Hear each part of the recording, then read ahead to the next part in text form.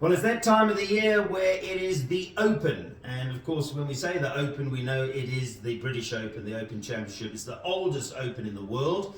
Of interest, those people who don't know, Lance probably does, the second oldest Open in the world is the South African Open. Did you know? Yes, I did. Yeah, incredible. So we've been around for some time.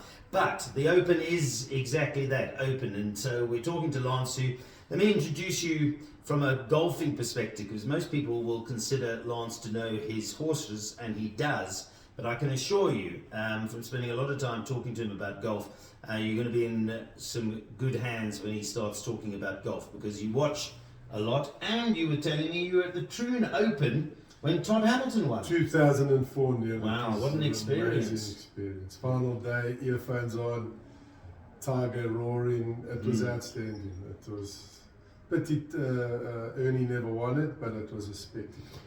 And Todd Hamilton was, I don't know what he was, 500 to 1 or something that day. I mean, yes, there's favourites here, but we've touched on this before. If any major is to be won by an outsider, it's generally the Open, because the other thing is the draw can be quite significant. So when Louis won, trotted up, he was on always the right side of the draw. They didn't see which way he went. Yeah, and a few Opens, I mean, Tiger's had the worst of it, and a lot of the winners have had the best of it.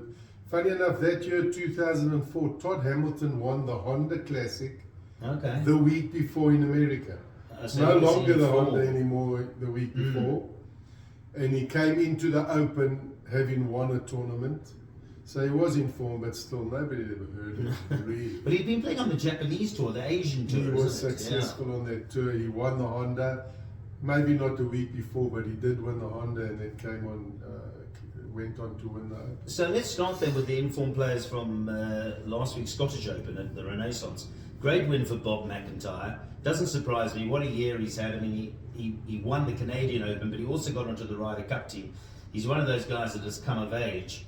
And he's won his National Open, the Scottish Open. Can he be a force at Troon? He's been playing well for a while, Neil, and he's at home.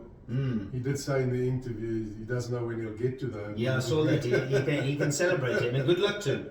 But he'll be a factor, no doubt. Yeah, I'm just looking at what odds you've got, because I saw he was quite big odds. He's got to be big still. Yeah. He's going to be down there somewhere. Yeah, I saw him actually on. But the guy waiting in the tell us in the living room was Adam Scott. And we all know 2012 what happened to Adam Scott. Yes, he should have won. Left two in the Early won that one. Yeah. Don't worry, I know what happened in 2012. Those days, I took a position on Adam Scott. Did you? Like I've never in my entire... I've had two big positions. One on Adam Scott, he got stitched, and one on Justin Leonard.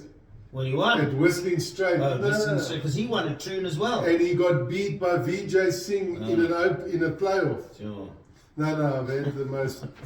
horrendous You're luck. due then, third time lucky. To answer our own question, Robert McIntyre is 25 to 1. Too short now. For me. Yeah, me too. No. I couldn't find him because I was looking down at the 50 to 1 shots. No, they've increased his odds have diminished. Yeah. And good luck to him. I'm sure he'll play well, but yeah, Robert McIntyre 25 to 1, no value. Just touching on Adam Scott, because I did have him pegged down here. Adam Scott, by the way, has got our South African back on the bag. Yes, good boy. Yeah, I like him. Greg. He's a wonderful boy, Greg. Adam made a double bogey to go, I mean, from nowhere he made a double bogey and almost got into a playoff. He should have won the Scottish Open, so he's got to be a runner. I found Adam Scott. These are odds I'm quoting. Lance's Soccershop.bet. He's 55 to 1. Probably the right price, Adam Scott. Yeah, but value. I think he's worth a small tickle at that. Yeah. Just the type of player that Adam Scott is, there's a lot, I think, that fit into that category. I would put Jason Day, not because he's Australian, but because he's also that type of player. He's experienced, he's won majors. Yeah. When you get into the thick of things, Friday, Saturday, Sunday, and the weather turns foul, those are the kind of years to get around. Jason Day ran second last year, you know that. Yeah, he was tied second, wasn't he? Yeah. With a whole bunch Tom Kim. Tom Kim, yeah. So having said that, you know what you can never do in an Open is have a horse for a course. Right.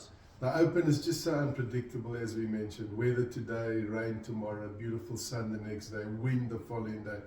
So it's really how you catch it. But the form players tend to do well, but you also tend to get a few upsets. So. Okay. So this is part one. I'm going to talk to you in part two about some players in particular and talk about value, because we like our value, because it's not about necessarily finding the winner of the Open. If you can find a top 10 finish, top 5 finish, you can make some money. Correct. But before we close part 1, we go right up to top 20. So do you? Yeah, Okay. For the Open, we got 5, Oh 10, wow, 20. okay. Right, well there you go. So we can talk a little bit about that. You can make money by running 19th. You don't have to find the winner.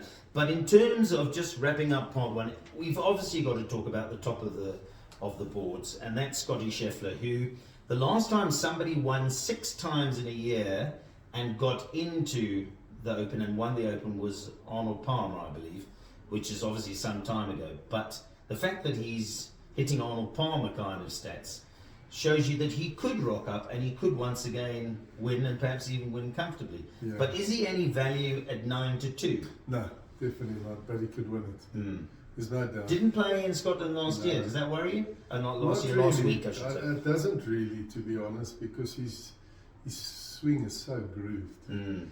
But again, it's the Open, the ball bounces left instead of right.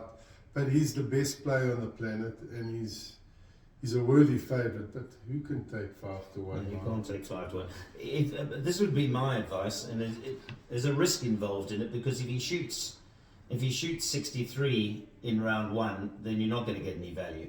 But the chances of him doing that are unlikely. Somebody else could certainly shoot a 63 or a 64, and then after the first round, you might get better odds. I would guess, unless he really does shoot lights out on day 1, you're probably going to be in a position, and this is often the case with McIlroy, that after the first round, you've got better odds than you have pre-tournament. I think golf in general tends to, most of the time, you get better odds once the game and the rounds have gone and progressed. You got to be a little bit, and then the opposite can happen. You can find 100-1 chance that suddenly 7, 8, 10-1, and you're in the game again. So, yeah, I would wait. Around 9-2, there's no risk. I would wait. It happens. I mean, the Scottish Open is a case in point, because Justin Thomas shot a 62 or something opening round, and obviously shortened, but then faded away over the 4 days. And then Alberg must have been short the whole way through. Well, he was. Yes. Up until the final 9, and then he faded away. Didn't quite kick on. There's value all the way through, so I wouldn't rush into anything unless you see the value at the bottom of the page. Okay, well, that's part 1. When we come back with part 2, I'm going to get specific. We've spoken about Scotty Scheffler, briefly about Bob McIntyre and Adam Scott, but where is the value? Where does Lance Michael think you can make some money? Either on the winner, top 5, top 10, or top 20 on Soccershop.bet.